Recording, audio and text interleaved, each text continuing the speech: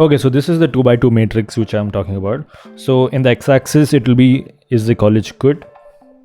No. Yes. And in the y-axis it is, are you happy? No. Yes. Hey friends, so you want to find out the right college or institution for you, seeing the advantages and disadvantages. Let's see how you can find yours in today's video.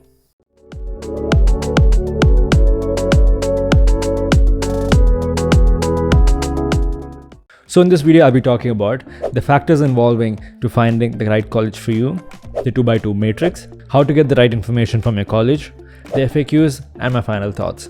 So now coming to the factors. So this can be divided into internal factors and external factors. So now coming to the internal factors, it could be your happiness, your location, or also being homesick. And coming to the external factors, it could be the quality and value from the institution, the rating and the recognition, and the skills provided from the institution. So now going in depth with the quality and value of the institution. So for example, I give you Stanford University and comparing it with College X. So with that itself, we can find out, right, which has greater value, which quality and the class, that special thing that you get right from hearing the name itself of the institution, right? So that shows the quality and value of the institution. So now coming up with the rating and the recognition from the institution. So if I give you example of Stanford University or College Y, so right now from hearing the phrase itself saying that, oh, you graduated from Stanford University, so that itself gives it off this rating and how much it's recognized worldwide, and also it thereby increases the value, right? So that's what it says about the rating and the recognition. So now talking about the skills that we get from the institution. So this is basically the hands-on training that we get.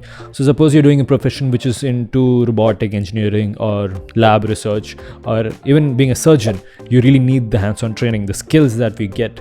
So if your college is providing good in the terms of saying of getting hands-on training, then you're good to go. So now talking about the internal factors. So I started off with saying about happiness. So think, are you really and genuinely happy to be in the place?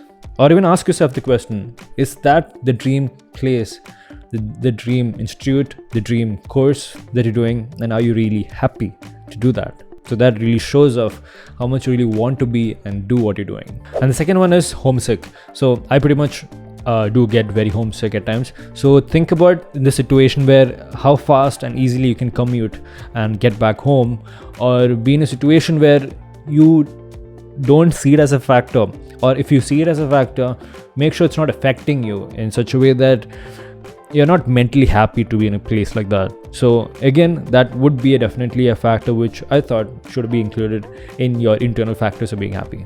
Now thirdly, it's a location. So it's basically just personal preferences, which I would say is that some people would want urban setup or rural setup, metropolitan places, somewhere which is in the city where there's lots of recreation or fun to do. It's all other external, all these factors which play a role internally also to the person.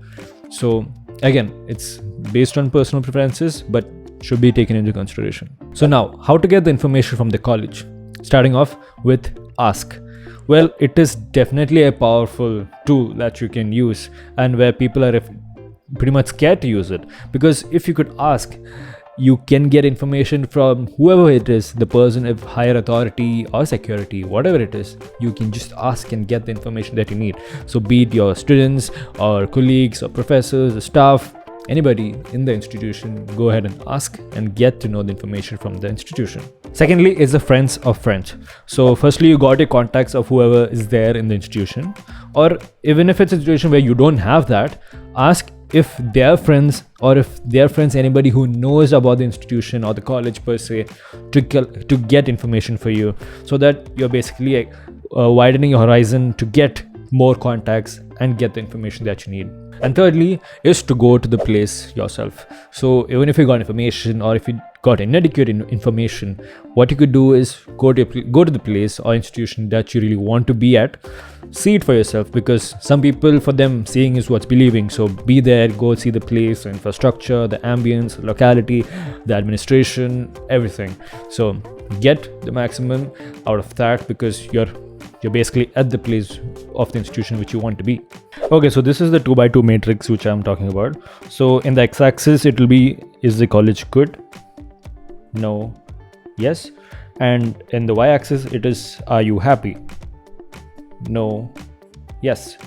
So if you're in a situation where your college is not good and if you're not happy, then there's nothing to think about other than just skip it. Because if you're in a situation like that, obviously you should not even think about going into a place where you're not happy and if the college is not good. Whereas on the contrary, in the quadrant 2, if your college is good and if you're happy, then 100% take it.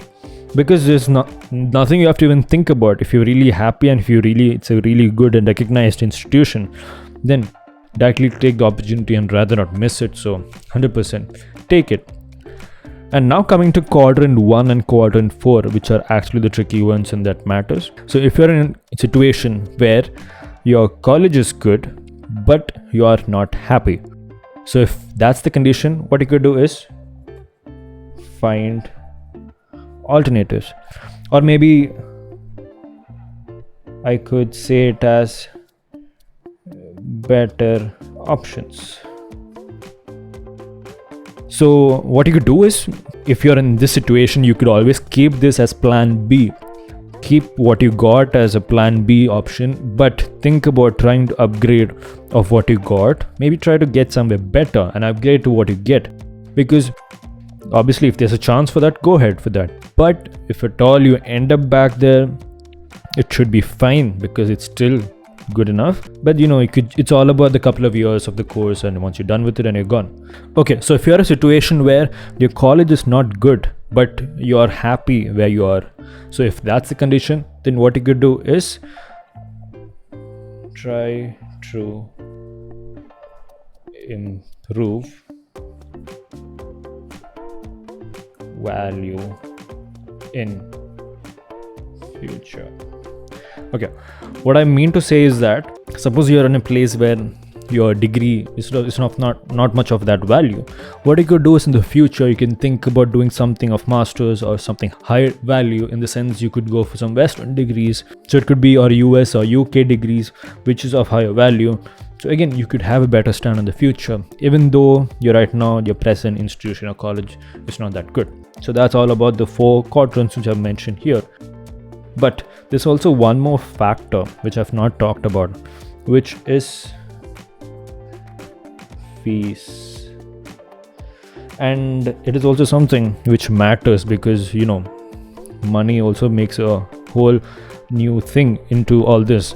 So but in this 2x2 matrix I've not brought that up, but I'm just saying that's also there. Because right now in the 2x2 matrix here, I'm just talking about if you're happy at where you are and is the college good and recognized.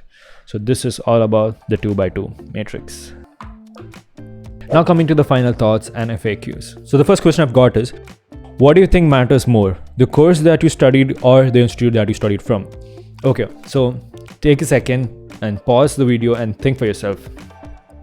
So it's really surprising what people would say, that they would say the answer they would go with is the course that matters more. Because it's really surprising, as I said, because it's not the course which really matters. Because think yourself 20-30 years down the lane, eventually there will be many people out there who has done the same course and learned what you've learned, and it's basically the same. But what stands out different is where you learned. Suppose you learned from a Stanford University or a Harvard University, it shows that you've been in an environment of a surrounding where first of all it's a top college, so you've been with the top people of the professors, the staff and the students. Even they share and gain all the values of the mindset that you want to be with, so it eventually helps you grow and be a better person. So in this question, I would say it's the college or institution that matters more than the course. Okay, so the next question I've got here is, so if we get into a top institution, does that mean we'll be successful? So over here again, it'll be contradicting the previous question which I've made, because I would say that even if you've studied in a top-end university, doesn't mean that you will always be successful, because there'll always be a variability based on the individual because of their grasping power, their learning, their mindset and how they think. So there are always differences in that. So even if you've got into high-end or best universities out there, doesn't mean that you will always be, great at what you'll be doing in the future. And you can always think about the examples of Mark Zuckerberg or Bill Gates, who are actually dropouts, and look at their situations where they're much higher place right now, even though they got out of the institution, which were really good. So that explains it all. So now to conclude, so you really don't need a degree as such to even be successful in the future, because end of the day, what matters is, one, your willingness to learn with your heart and mind. Secondly, if you're ready to make mistakes and improve from it. And third, you're not giving up. So I hope in this video it has helped you in a way to get an insight or a better perspective about finding the right or the correct one, the institution that you really want is right for you or not. And also taking inside the fact of the 2x2 matrix. I hope it has helped you in some way or the other. And also, if you guys like this video, don't forget to leave a like and subscribe to the channel. And as always, you guys take care, stay safe. This is Dr. Bob signing out.